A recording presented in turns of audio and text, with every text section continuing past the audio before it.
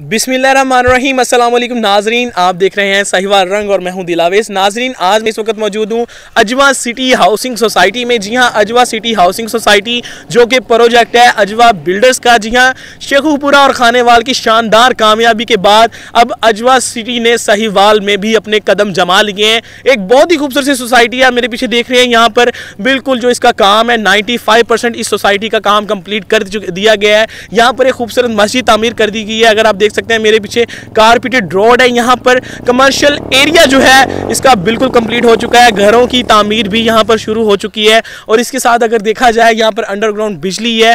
Total यानी कि 95% इस सोसाइटी का काम कंप्लीट हो चुका है। और मजे की बात, इस सोसाइटी में एक खूबसूरत सा स्कूल अजवा ग्रामर के नाम पे भी उसको तामीर कर दिया गया है। सो आप भी इस सोसाइटी में आए और इस सोसाइटी को विजिट करें। खूबसूरत सी सोसाइटी अजवा सिटी हाउसिंग सोसाइटी 1 किलोमीटर आरी वाला रोड से तकरीबन 1 किलोमीटर की मुसाफत पर यह सोसाइटी है और आप इस सोसाइटी को विजिट करें।